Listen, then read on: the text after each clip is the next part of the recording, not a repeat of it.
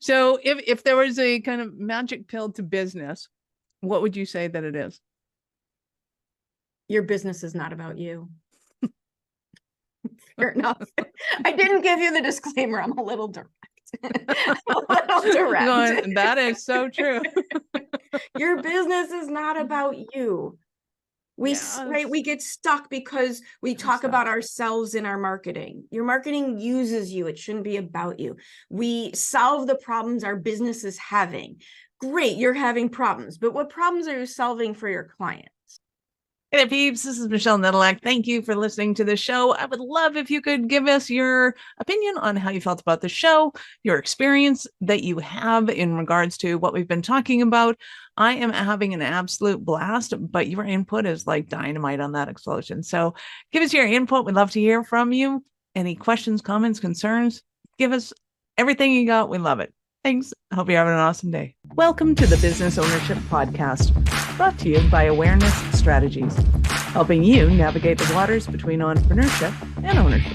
Hey there, peeps. This is Michelle Nedelak, and I'm super glad that you're here with us today because I am here with my most amazing guest, Erin. Erin, thank you so much for being here with us today. Woohoo! Thank you for having me. Awesome. So give everybody the highlight of who you are and what you do for business. My fancy marketing title? Okay.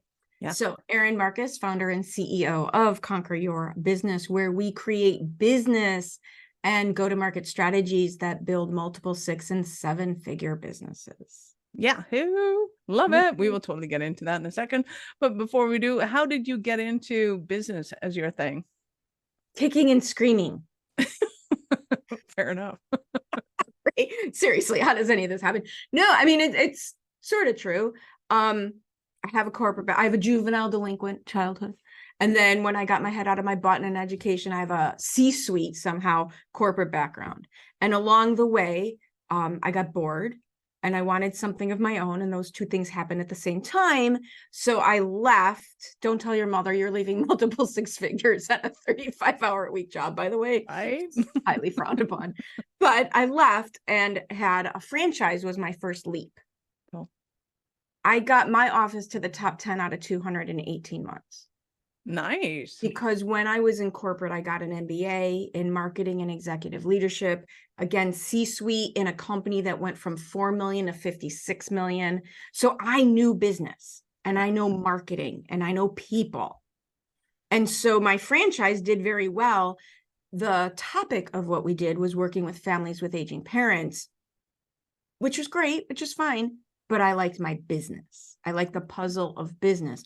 And so what would happen is when it was my turn at the local chamber to give my 20-minute talk about, how everything, my business, and this is what I did, people were like, yeah, we know, but why are you making money? That's great. You work with old people, but why are you making money? Talk about that. And that's really how it happened, because then I would help my vendors and my partners and my networking partners build their businesses. And then there just came a date where I'm like, let's see, what do I want to do? Be in the middle of every family's horrible trauma tied to the city of Chicago, or work anywhere in the world creating aha moments for my clients as they create their dream company. I don't know, which would you rather play with? And that's how I got here. Nice. I love it. So if there was a kind of magic pill to business, what would you say that it is? Your business is not about you. Fair enough. I didn't give you the disclaimer. I'm a little direct. That is so true. Your business is not about you. We get stuck because we talk about ourselves in our marketing. Your marketing uses you. It shouldn't be about you. We solve the problems our business is having. Great, you're having problems, but what problems are you solving for your clients? Nice. Your business is not about you. Stop creating things in a bubble and then trying to sell them to people who don't want them. Right. I love it. We are going to have some fun today. I can tell. You're like, yes, do that. You're totally preaching the choir, but I want to hear it from your mouth because I just like the way that it flows. Because no one's mad at you for being so direct. They can just be mad at me. Well, it's not a good day until somebody does. Right. I haven't, it's not right. It's not a success until somebody's mad at me. uh, it's almost the theory of mine. I can go into why, but I won't do that right now. So for our peeps, kind of what when you're working with a company, what kind of things are you looking to get to the root of? Obviously, it's their messaging, how they're talking, how they're coming across, things like that. Is there anything else that kind of becomes pertinent, or do they got to get that wrapped up first? And Oh God, that is so not first. Thank you for saying that. That's not, I think that's the problem, is going back to like, what are some key takeaways? What to look for? Business needs to be reverse engineered. You don't start at step one, you start at the end. What am I trying to create? And the mistake people make, and what I listen for when I'm working with clients, is what are they doing? mm-hmm. Right? What are they? The first thing I'll ask people is, great, what are we building? And what they'll say to me is, well, I want to make $1 million. That's a great answer. But that's only the first level, because 4 clients at $250 and 1 million clients at $1 will all get you to $1 million business. Those are not the same businesses. Very drastically These are different not ways. the same businesses, right? And so this lack of clarity on what it is we're creating beyond a dollar amount and beyond, I'm an accountant, right? Beyond a label, is the big challenge. So I spend a lot of time in the beginning talking about, I call it setting the foundation. We set the foundation. What are we building? What are our profitable, scalable, potentially self-managing offers? Who are we talking to? Because God knows if I say client avatar, I get, daggers in the eyes. So fine, you don't want to do client avatar, I get it. Yeah, you're going to have to do it eventually. We'll just call it You're something going to else. have to do it, right? We'll start, we sneak it in on them, right? Exactly. Who do you want to talk to? Who are we trying to reach? What is the outcome that you offer? Not the process that you use. What is the outcome that you provide? And my favorite one that people miss: what is the problem that you solve? That's the foundation. Once we have all of that, now we can come up with go-to-market strategies. But first, we need the foundation of what everything is. How do we talk about it? And who is it for? Nice. And everybody kind of says you have to know your avatar. You got to know who you're working with. Let's go into a little bit of the why. And I know it's obvious, but a lot of people don't know why that's obvious. So why does that become important to know who that person is? To make your life easier. Like, to make everything you do in business easier. Mm-hmm. Because client avatar is not, first of all, it's a marketing term, not a product portfolio term. It doesn't mean you say no to the person who doesn't fit the exact avatar. And the second reason I think people don't like it is they don't move beyond demographics, right? They don't move beyond 40 years old, female, living in this town. Like, they don't move beyond the boring crap. Right. And so they don't understand that your ideal client avatar not only makes your marketing easier, but it should guide the way you deliver your services. Well, and oftentimes I'll say to people, it's kind of like Domino's when they came up with 30 minutes or less, which is great. It made them bazillions of dollars, but they knew who their demographic was. It wasn't your foodies who were looking for an Italian experience, who wanted something, Michelin. Right. That was not their avatar. It was bud and a beer on a Friday night, and that's and I think people avoid avatar because it's a scarcity mindset. They're so worried that if they create a situation where it looks like they're saying no to somebody, they'll basically go out of business. Right? It's a scarcity, the fear of creating. Well, there's two things. One, this is not the sexy fun part of business. doing all this work before you go out into the world and do your work. This is not why people, I don't know anybody, myself included, and I have an MBA in marketing, who started a business to sit down and figure out my avatar. This is not right? This was not the image I had in mind of me sitting on the beach with my computer. It was not working on my avatar. I promise you that, right? This is not what we wanted to do. So number one, it's not fun. Number two, it's not easy. It's not easy. This is not, it's iterative. It's hard work. It's things people don't think of. And sometimes they just don't know. And so when you combine all that, I get it. I understand why people don't do it, but it makes your life so much easier. And the other thing people don't realize, there's no wrong answer. There's no wrong answer to your avatar. Walmart is a bigger business than Nordstrom's or Bloomingdale's. Right? Like, low cost leader is a bigger business. It's just a different business. Absolutely. So talk to me about the difference, like what I would consider quote unquote real branding, the difference between your pizza in 30 minutes or less. And I'm a business coach that works with women over 40 that blah, blah, blah. Those what do you mean by the veins of my existence? So a lot of people go in and go, okay, I have to pick my avatar. Like you said earlier, they never go past the demographics, and they never, in my opinion, well, not never.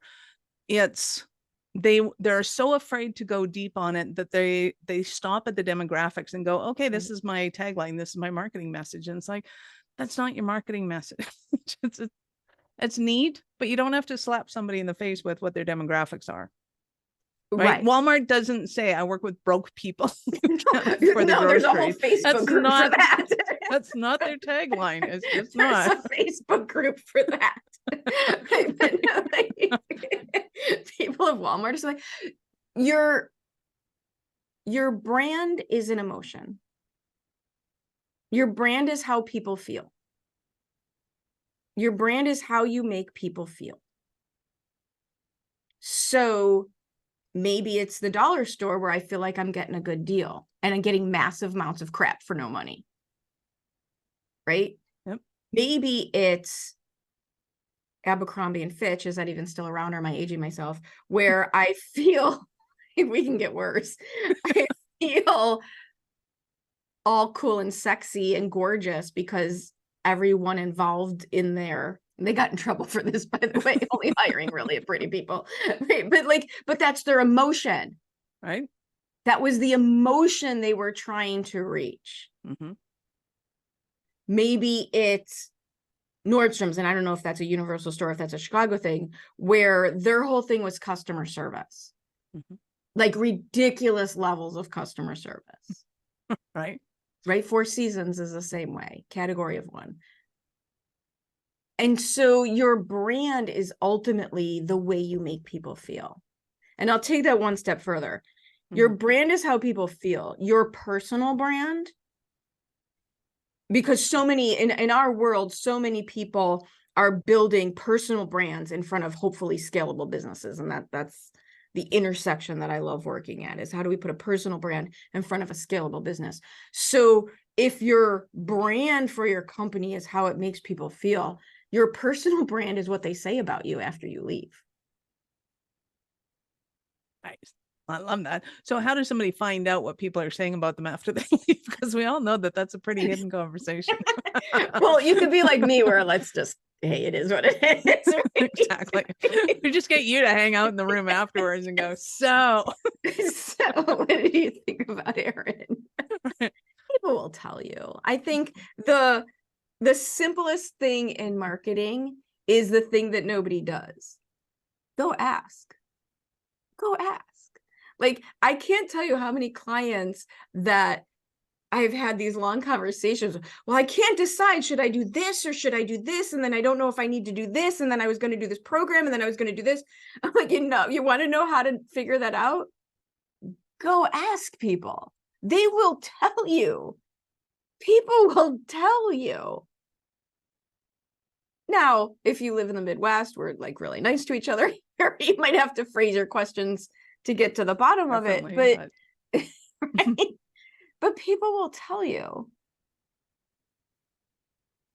My locally here in some networking groups, there's this woman, Tammy, who's absolutely lovely and wonderful. And Tammy and I agree on everything. And we couldn't be more different from each other. And we have a mutual friend in this group, Jen, who says she wants Erin to motivate her in the morning and Tammy to read her a bedtime story at night. I mean, that tells you everything, right? That's awesome. Right. And it would be nice if we had somebody like that in our data. Can I kick our ass in the morning, get us up and going, and then tell us at night somebody at night going, okay. It's gonna be awesome. You're gonna do fine. All those mean things they said, it's okay. We're gonna figure this out. You'll be fine. Awesome. So when it comes to kind of finding the people to ask, because this is the other part is, well, yeah, I could go into my phone book and call 6 people. But if it's my family, I'm not going to get an honest answer. If it's people that were my past clients, I'm going to get a biased answer. If it's people that I want to be my clients, but I know they'll never do business with me. Those are great people to ask. Awesome. Ask those people because they'll be honest with you. And the way that I'll do this is often it's a 10-minute conversation, because if you phrase it to say, hey, I have a quick question for you. Can you help me out? 10 minutes tops. Now they know that it's not a sales conversation. So they're going to be more willing to give you time. You know, one of the problems at, truthfully, under the 6 figures, early 6 figures mark is everybody's so busy trying to sell things. It makes them all not trust each other and not want to talk to each other. Don't really have this problem at the higher levels. Like it just changes. Once there's some money in the bank, we don't have to freak out as much. It just changes. But if you say it's just 10 minutes, I have a quick question. And you can say, listen, this is not a sales call, but truthfully, you're kind of like my ideal client. I would love nothing more than for you to work with me, but that's not what we're like. That's a compliment, by the way. Right? People like to receive compliments. So this is not a sales call, but I do know what I know about you. I think you would be my perfect client. So with sales aside, can I ask you a question? And I do this all the time. If I were putting together a program, I'm launching a service, whatever it is, and you know, the outcome is about this, and this is what it's for. What would you absolutely have to have in that program for it to be worth it to you? They'll give you the best language. They'll give you the best information. They'll tell you. And now you're in a conversation. Do not bait and switch, by the way. Don't lie to people. Don't turn that into a sales conversation. Record the conversation, though. Yes. Because if you start paraphrasing, you're screwed. You just defeated everything you just went in there for. Yeah. Like they'll tell you. Tell them thank you. Ask them how you can help them.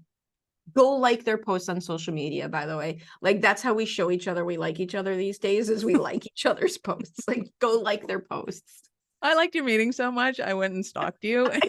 I loved and commented everything you had. I liked you so much. I just shared your podcast. That's how that's how we show each other we care now. I love it. So can you give us an example of a Cinderella story of one of your clients? Oh my God. I love this. I love this story. Okay. So Ed, we're in the Midwest here. Ed's a very nice man.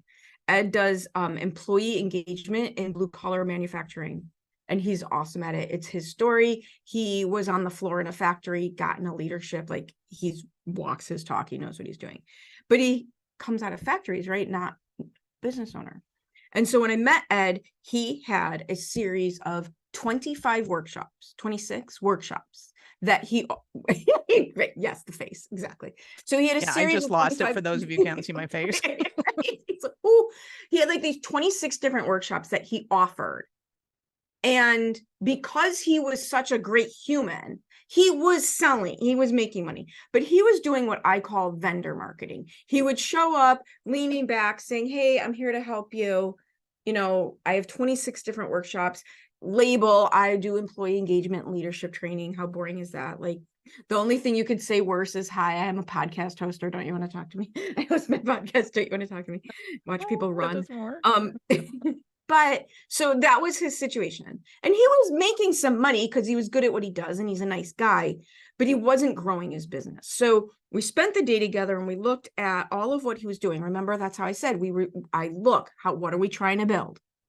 And after I asked them a million questions, what we figured out, what I helped them rearrange is 3 workshops, 1 bonus workshop, followed by 6 months of virtual reinforcement, not online coaching, virtual, I like that word, virtual reinforcement, packaged together. And now you're a thought leader, right? Now you're going in saying, this is the program, not leaning back saying, which ones do you want? But this is the program. And what we were also able to do was find a statistic that showed for a $10 million manufacturing company, the cost of a disengaged employee is $25,000. Isn't that interesting? And so now, instead of saying ED, employee engagement and leadership, the website says, mitigating the #1 risk to your business, a disengaged employee. And it's a year-long program for $25,000, which means all we need is 1 person more engaged than they were. And this program has paid for itself. And he sold 3 of them in a month. Love that. Awesome. So we've mentioned some of the stumbling blocks, like one, not getting clients through the door you expect them to. What are some of the other stumbling blocks that somebody might be having and thinking, oh, Erin, I need you so badly? A lot of messaging. How do I talk about my business, right? This whole thing of how do I say it? Because it sounds so obvious when I say talk in outcome-based language, your marketing isn't about you, it uses you. But when we go to do the work, we're up against neuroscience, right? We're up against the fact that our brains like to think about us. And people like to talk about themselves, not because they're bad people, but because they're human people. And it's interesting that it can be very nuanced and have big results. So that language is one tripping piece. And the other thing I watch happen is thinking that you have to have all of ABC figured out before you start working on XYZ. When instead, what really happens is there's these different categories in your business that all have to rise. And if you think about them as 2 bars, like 2 poles with a plate in between, if one side goes up too high, it gets stuck, right? It's off balance, and the other side becomes an anchor. And so being able to keep track of these just different metrics so that you're able to wiggle everything up is how you can scale more quickly. The other way I describe that is, how can we keep your pendulum narrow? Because you can't go, nobody succeeds in a straight line, right? It's like a bowling alley with bumpers in the gutters. We bang ourselves down, bounce off each side moving forward. My thought is, the more narrow those bumpers are, the less it hurts when the pendulum slams in you, and the faster you can go, right? It's not about being perfect. It's not about being smooth. It's about less bumps in the road. Love it. So in your experience and who you work with, is there a difference between selling B2C and B2B right now, or is it starting to merge together, or is it merging further apart? I think it's merging together. I think what you're seeing happen is a more sophisticated marketplace, just in general. You're seeing a noisier marketplace. And with the increase in AI, anyone who is currently competing on information is kind of just out of luck, because there is no information. There's no, unless you have this 11 herbs and spices, or right, unless you have there's no trade secrets unless you've got, right, the recipe to Coca-Cola or something.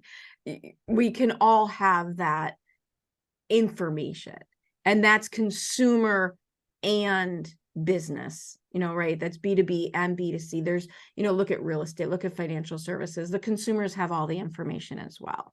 And so what you're seeing in all cases is, I'm not talking about $5 products, but in larger services, you're looking at a need to connect more on an emotional basis. I'm finishing up an ebook called Connect as a Human First. And your ability to apply information on behalf of your customer and your ability to connect with them as a human first is what is now going to be able to set you apart from everyone else. More, I mean, it always did, but it's going to be even more important. More so. Absolutely. So I know our listeners are going to want more from you. How did they start that journey with you? Make it really easy. It's all in one place. You can just go to conqueryourbusiness.com. You'll see my podcast. You can connect with me. You can reach out to me. Love meeting people. It is all at conqueryourbusiness.com. Love it.